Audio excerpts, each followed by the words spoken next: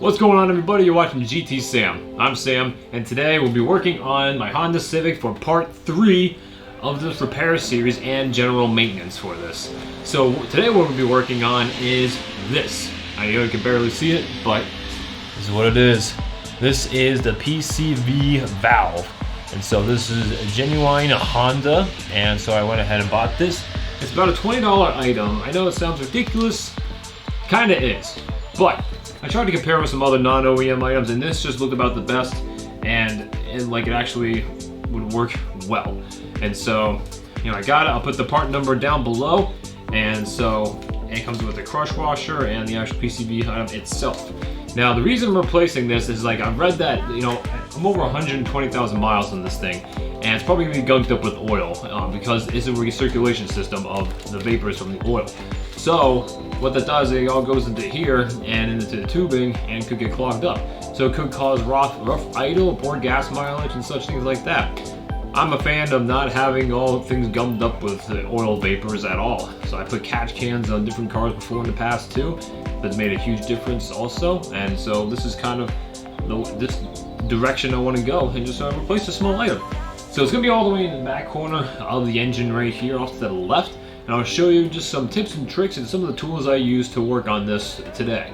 It's gonna be a little bit of a tight space, but I don't think it'll be too bad. So let's go over here and get onto it. All right, everybody, now that I have my mechanic suit on, let me show you where we're working at here. So we gotta come behind the engine here, right behind the gas, not the gas, the oil cap.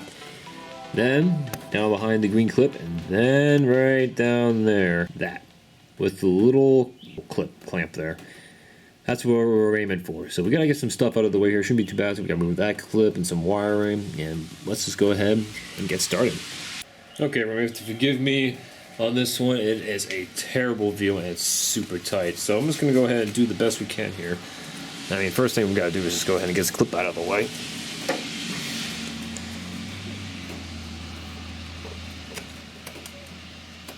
So you just push on the tab, you push it towards the engine, and then pops off like that. That's good. I suggest removing this ground wire as well. It's right on the engine mount, right here. So it should be a 10, shouldn't be a problem. Got it. Set that aside. Move said wire. Move it up top here. All right. Now we have even better access right now. So it might be a good idea to get this bracket out of the way that holds on that clip. Might be a little tight. So, and to get to that bolt that's holding the bracket in, you got this hose to the PCV valve area that it just is kind of hooked in. So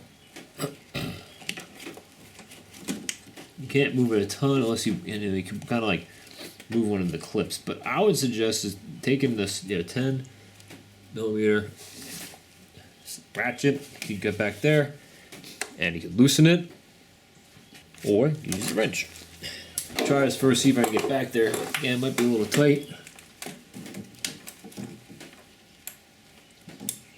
It's not too hard to find. So there we go. We're on there.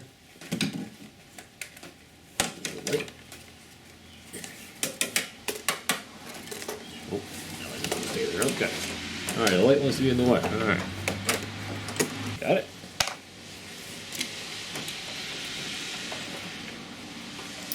There we go.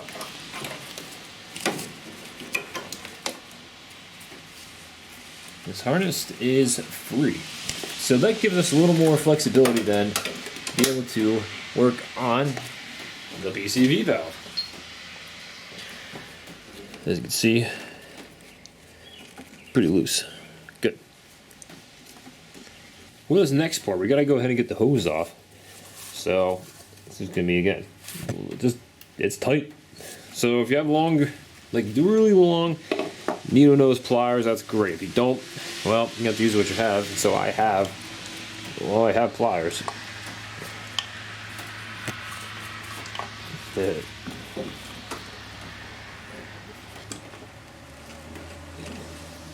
Okay, folks, made some good progress here. You see, I got that clamp all the way up. Now, we just need to get the hose off. So I'm going to use these these little these little pliers. So you got some more grip on them. I'm gonna try and like twist and turn it a little bit and try to get it off. Well, how about first just try and pull? Oh, hey, it worked! Pro tip, pull. All right, nice. Looks a little dirty. That's a 17 millimeter. So we just need to get that out of there. Hope we have a long socket, a deep socket. That'll work best. Have a 17 millimeter long, and should be pretty good. An extension should really help also.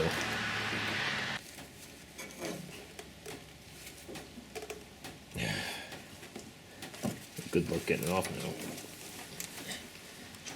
now. Oh man, that smacked my hand pretty good. Okay. You get it? I hope so. That hurt. I broke my hand. I'm just loosening it up by hand now. This 17 millimeter. So it turns out you can use just like a more shallow socket if you have to. All right, this is our valve. Gunky. All right. Well used. Okay. Go with that. All right.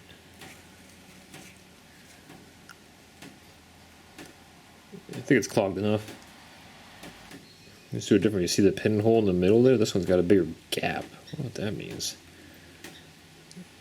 I don't know if this was replaced before. So there's no crush washer on there, so this kind of leads me to believe that this has been replaced before, interestingly. Alright, so, got our new one in. And let's go ahead and just see if we can place this in nice and easy.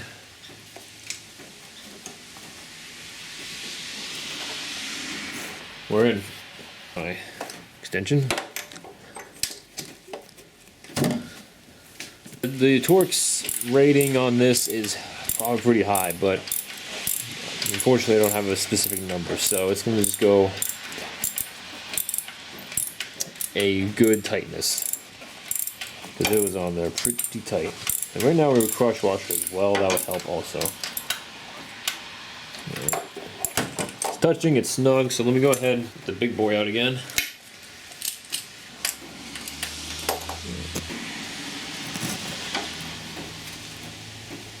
Uh-oh. That's not good. What in the heck? Careful. Careful. Alright guys, a little bit of my bad on this part. Honestly, that was a little weird. Alright, so a slight problem.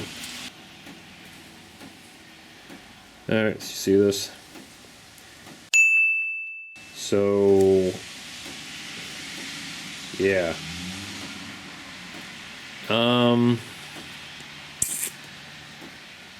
What did I buy? I don't know, but this doesn't seem right at all. So essentially, oh boy, it just shredded right here. I mean, dang. I was tightening it was so soft, and then eventually I started feeling a break, so I took it out real quick just in case, and good thing I did, or else this would have been stuck in there. So guys, this is a good lesson to be learned, that you don't want to over tighten things, because then this kind of junk happens. Wow. Also, it did have a crush washer on there, so now I have two. I'm just gonna put the other one back on. So I'm gonna clean this up with some carb cleaner and brake cleaner, and then we're gonna kind of move on and just get it reinstalled again. And we're back. I just went ahead and cleaned this up with some carb cleaner and some brake cleaner, and it looks all right. Not too bad, not too bad. We'll take that. It's a win. Yeah, it got sprayed a lot in there, got it all cleaned up, so I think we should be just fine. Well, I think let's show you a little more. Yeah, not that bad. What I really did for this is I just used, like I said, carb cleaner, brake cleaner, the toothbrush, and some paper towels. wiped up all the junk and everything out of the way. So that was good. So now, you know, I'm hard pressed to actually want to actually buy another one of these and try again. I might just put this back in because it's all cleaned up and be on my way. So I think we'll just be good with that. So nice and easy. We're gonna go ahead and get this thing back in there. Go ahead and get our crush washer, remember? So I got a breaker bar again, much smaller one to latch on here. I got it there. I got it snug. So I'm just gonna go ahead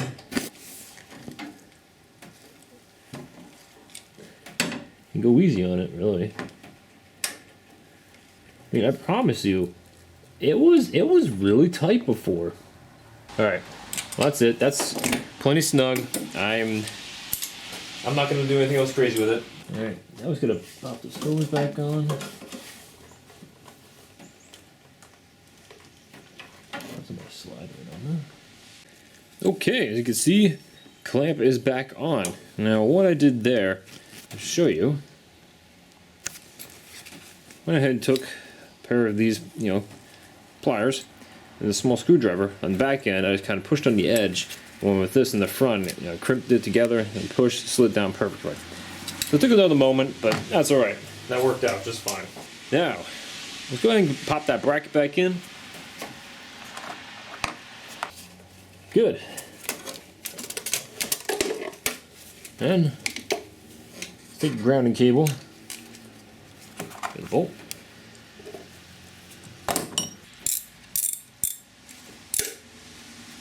All right, well, now we're just gonna go ahead and try and start the car a little bit.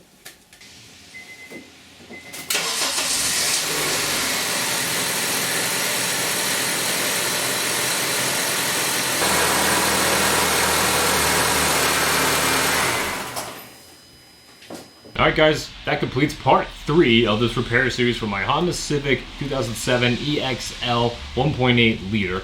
Let's kind of review here a little bit. What did we learn? Well, this is interesting. You know, it's actually kind of easy and simple to do this fix, but ran into complications along the way. Okay, I gotta admit, I may have been bamboozled on this part. It may have not been a genuine Honda part. I don't think it is. It doesn't look very super similar to the part that was coming out of there. And it had, on the original part in the engine, it had a little numbering code right around the ring here, right around here, and just some like numbering and lettering, but this one does not. I mean, this bagging, you know, says everything you need, genuine parts. You know, you never know though. Maybe I didn't buy from a reputable enough source to be able to determine if this is good enough and genuine and actually tough or what. And as again, we talked about, like right up in there, right at the tip, there were like the pinholes were smaller and bigger. This one's bigger and it doesn't really seem to work as well. And then the other one that came out of the engine has a smaller pinhole in the bottom. This is interesting. But then like also too, you know, it all cracked. I mean, hey, it all cracked right around here. So that's definitely an issue, and we should watch out for that next time. Yeah, that's definitely, I can't even bend it myself. Yep, I just bent it. There we go. So it's kind of flimsy. So if you're going to go for something like this, go for a reputable brand that you know, or even at Honda, Acura, OEM parts. I wouldn't go for any cheap knockoffs or some sketchy website that says they're selling Honda stuff. Just a warning. Now, I put the old part back in. I cleaned it up as best I could. Toothbrush with some brake cleaner and carb cleaner, and it looks fine. It looks great. I don't have a problem with it. But now we know how. Now you know. I know how to take out that part with no issues, though, and what to actually watch out for as well. So, guys, what did you think? What did you learn? And do you think I got like a knockoff brand Honda part, or was this OEM and this crap? Let me know in the comments down below. And if you have any questions about this repair video, go ahead and submit them as well. I'd love to talk to you about it and give you some help along the way as well. But also, if you like this video, go ahead and give it a thumbs up there. Then also make sure you subscribe for more videos and repair videos coming out along the way for my Honda Civic here. So guys, thank you so much for watching. Again, I'm GT Sam. Catch you next time. That with the little vice grip on it, little clip clamp there.